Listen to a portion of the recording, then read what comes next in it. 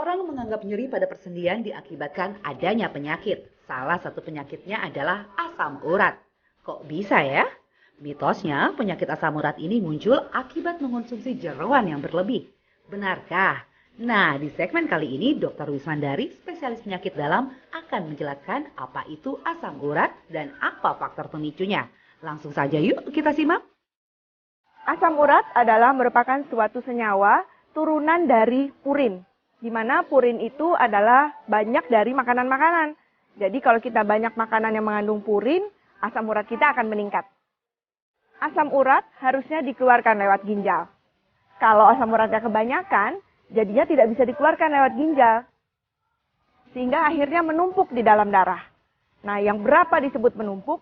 Kalau di atas sekitar 6 atau 7. Kalau nanti angkanya mencapai 9 atau 10, berarti Anda sudah harus memerlukan obat. Tapi kalau masih antara 7 sampai 10, mungkin kita hanya memerlukan pengaturan dari dietnya saja. Yang disebut sebagai faktor risiko untuk seseorang mengalami peningkatan asam urat adalah hal-hal berikut, yaitu makanan-makanan yang banyak jeroannya, kemudian seafood, emping, daun-daunan hijau. Nah, itu makanan yang banyak mengandung asam urat. Kalau makanannya banyak itu, ya asam uratnya tentu akan meningkat. Yang kedua adalah orang-orang yang dengan berat badan berlebih. Orang-orang dengan berat badan lebih itu kecenderungan untuk meningkat asam uratnya jauh lebih tinggi dibanding orang-orang yang tidak obesitas. Yang ketiga adalah orang-orang yang memiliki penyakit tertentu. Misalnya dengan diabetes, hipertensi, kolesterol. Nah, orang-orang seperti ini itu cenderung asam uratnya memang meningkat. Yang berikutnya, yang keempat adalah orang-orang dengan keturunan keluarganya asam uratnya tinggi. Orang-orang seperti itu kecenderungan untuk asam urat tinggi, bahkan di umur muda pun itu sudah sangat tinggi. Ya. Yang kelima adalah orang-orang yang berusia lanjut atau laki-laki. Kebetulan berbagai penelitian mengatakan laki-laki itu memiliki kemungkinan asam uratnya tinggi lebih besar dibanding perempuan. Yaitu adalah orang-orang yang memiliki kecenderungan atau memiliki faktor risiko untuk asam uratnya tinggi. Gejala asam urat antara lain nyeri di sendi-sendi. Sendinya yang lebih spesifik adalah di tangan, di kaki.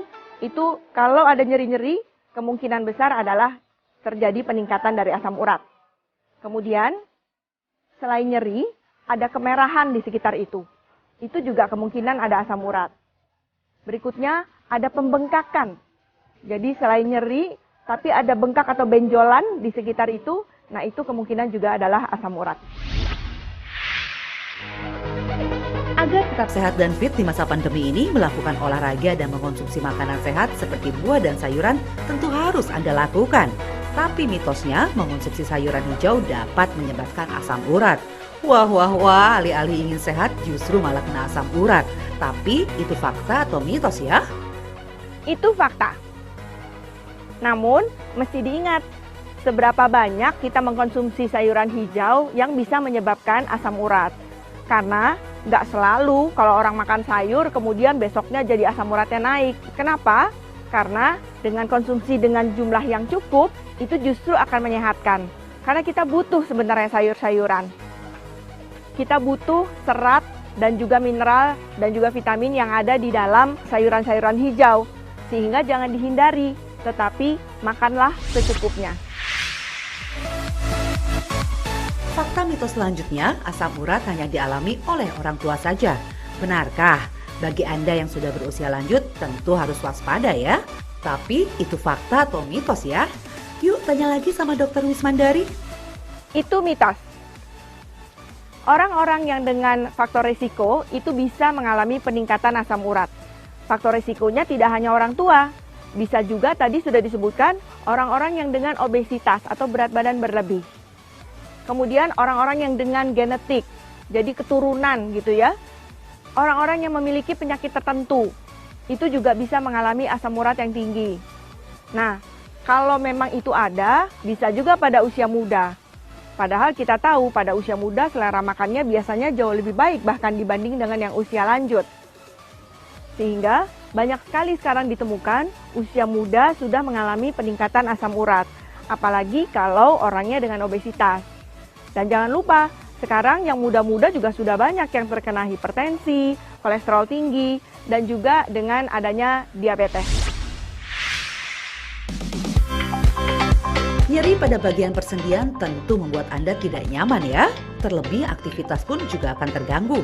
Nyeri yang timbul dapat disebabkan akibat cedera yang didapat atau tanda dari sebuah penyakit serius. Salah satunya adalah asam urat. Karena mitosnya, nyeri atau pegal-pegal merupakan tanda dari asam urat. Benarkah itu fakta atau mitos ya? Itu mitos. Banyak sekali para pasien-pasien saya mengatakan setiap pegal atau terasa sakit di sendi-sendinya mengatakan bahwa mengidap asam urat. Padahal itu tidak selalu. Banyak sekali penyakit-penyakit rematik yang menyebabkan keluhan atau nyeri yang sama seperti yang dialami oleh para pasien-pasien kita ini. Salah satunya yang sering salah adalah jika nyerinya terutama di kaki. Kalau ada nyeri di kaki, itu sebenarnya banyak penyebabnya. Bisa ada peradangan karena tendinitis, jadi di tendonnya yang ada peradangan gitu ya. Kemudian bisa juga karena misalnya keseleo, itu juga bisa. Dan masih banyak lagi penyakit-penyakit rematik yang menyebabkan nyeri di sendi-sendi, baik di kaki, di tangan, maupun juga di telinga. Karena kadang-kadang penyakit asam urat ini ditandai dengan adanya benjolan di telinga. Supaya asam urat Anda tidak menjadi lebih berat, ada baiknya Anda menyimak tips dari Dr. Wismandari Wisnu, spesialis penyakit dalam berikut ini. Tips untuk Anda dalam rangka menghindari terkenanya penyakit asam urat adalah: pertama, hindari makanan yang mengandung purin tinggi, seperti jeroan. Jeroan itu sebisa mungkin Anda hindari dalam konsumsi sehari-harinya. Kemudian, makanan-makanan yang sayuran hijau.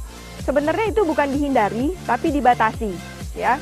Kemudian alkohol, karena alkohol juga sangat memudahkan terkena asam urat tinggi, jadi hindari sebisa mungkin. Kemudian makanan dengan daging-daging merah seperti sapi, kambing, bukan tidak boleh, tapi sangat dibatasi. Semakin berlebihan berat Anda, maka faktor resiko untuk peningkatan asam urat akan semakin tinggi. Berikutnya adalah, jika Anda memiliki keturunan asam urat, maka Anda betul-betul harus menjaga kondisi Anda supaya tidak sampai asam uratnya tinggi. Caranya yaitu dengan periksa secara berkala, lakukan hidup sehat, jauhi jeroan-jeroannya. Yang berikutnya, jika Anda memiliki kondisi-kondisi penyakit kronis seperti diabetes, kolesterol tinggi, dan juga hipertensi, usahakan ketiga penyakit ini dalam kondisi terkontrol dengan baik.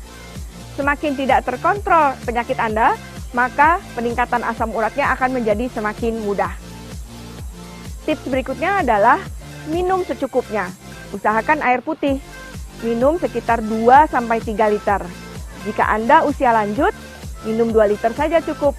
Tapi jika Anda masih muda, Anda boleh minum sampai sekitar 3 liter.